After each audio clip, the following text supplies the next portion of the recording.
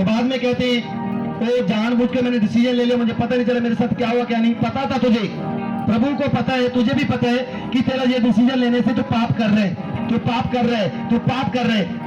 जब पता होता है तो जानबूझ के कह देते नहीं पता था, और पता भी नहीं लगता कि कमजोरी क्या होती है। और जब कमजोरी आपके सामने आती है आप उसमें फंस जाते हो। जब आप उसमें फंस जाते हो तो तुम्हारी जो स्पिरिट है, आत्मिक जीवन है, वो खराब हो जाता है। इसलिए कभी भी उस हथियार को शैतान के हाथों में कभी मत दो जिसमें तुम फंस जाते हो। उस कमजोरी को, शैतान की जो कमजोरी है, जो आपके ऊपर फेंकता है कि इसकी ये कमजोरी है, जाकर वार करो। और जब वो कमजोरी लेकर आते हैं उस कमजोरी के साथ कभी सहमत ना हो। आपको पता होना चाहिए कि ये मेरी कमजोरी, इस कमजोरी से मैंने सामना करना है, मैंने जीतना है, मैंने गिरना नहीं। फिर आप युद्ध में नहीं हो। अगर आप गिर गए तो आप युद्ध में नहीं हो, आप जीते नहीं हो, आप सफल नहीं हो, आप हार गए। जब हार जाओगे तो शैतान अगर बीज बोल जाएगा वो जीत जाएगा, वो तुम्हारी हार हो जाएगी। लेकिन आपने क्या करना है, कमजोरी को जीतने के लिए उपवास करने, प्रार्थना करनी है, बाइबल पढ़नी है। आपने उस उपवास में जाकर उस कमजोरी को हराना है, उस कमजोरी के ऊपर जीत को लेना है, उस कमजोरी के ऊपर फायर देनी है, उस कमजोरी के ऊपर वचनों के द्वारा घोषणा करनी।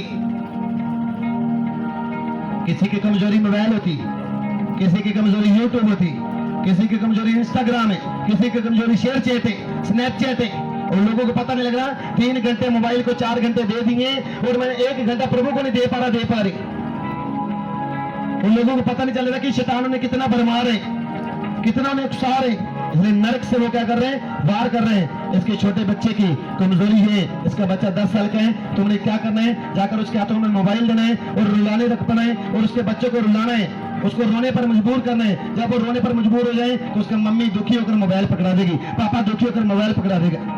और बाद में जब कोई घर पर मुसीबत आएगा तो आकर बोलेगा अरे बच्चों को मोबाइल मत दिया करो, शैतान फरमाता है। तो कहेंगे क्या करे, रोते हैं, क्या करे, रोते ही मोबाइल पकड़ाना पड़ता है, दुखी होकर हम मोबाइल देते। तो बाद में पता चलता है कि वही बच्चा जब बड़ा होता है तो दुष्ट आत्मा उसके साथ साथ जन्म ले रही थी। इसलिए आपको भी नहीं पता होता क्या हो रहा है। हर कमजोरी शैतान की ओर से तो आती है, लेकिन कमजोरी से आपने क्या करना है, युद्ध करना है, फाइट करना है कि आप उसको जीत सको।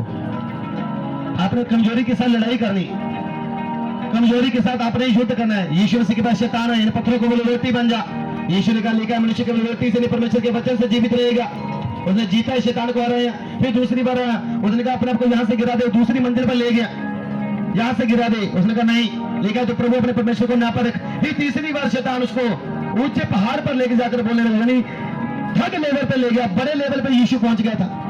और जब बड़े लेवल पे पहुंचा 40 उपवास से, और तीसरे लेवल पे जाकर शैतान उसको बोलने लगा तो मेरे सामने झुक जा, क्योंकि दुनिया में जितनी भी कायनात है मेरी, दुनिया में जो कुछ भी सारा अधिकार मेरे है, मैं तुझे दे दूंगा, तो मेरे सामने झुक जा। लेकिन यीशु मसीह ने क्या बोला, लिखा है तो प्रभु अपने परमेश्वर के सामने झुक, जो एक है उसी की उपासना कर। शैतान चला गया, यीशु जीत गया यीशु के नाम में। कमजोरी को कैसे जीता जा सकता है, वचन से। तो कभी भी शैतान की बातों में मत आना, कभी मत गिरना। आपको पता भी नहीं चलेगा कि शैतान कब बीज बो जाता है और कब आप हार जाते हैं।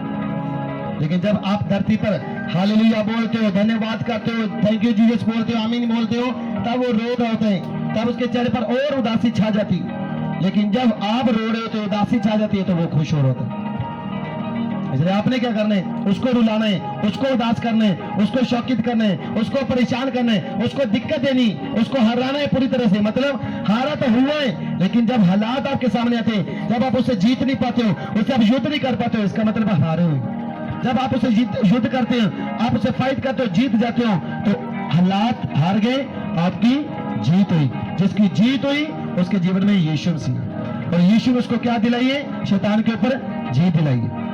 नरक में इतनी सारी आत्माएं, इतनी सारी दुष्ट आत्माएं, करोड़ों करोड़ों दुष्ट आत्माएं, जैसे करोड़ों स्वर्गदूत है ना, ऐसे करोड़ों दुष्ट आत्माएं। और दुष्ट आत्माएं क्या करती हैं, लोगों के जीवन में वर्क करती, काम करती।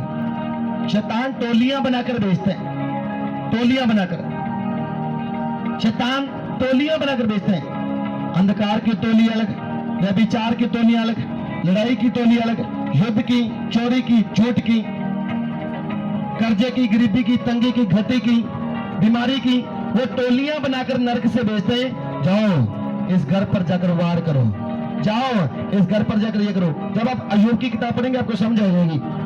तो उसने जाकर उसने टोलियां भेजनी, और जब वो टोलियां भेजता है ना, तो जाकर युद्ध करते हैं, जाके फाइट करते हैं, जाके उनके जीवन में दिक्कत देता है, परेशानी देता है।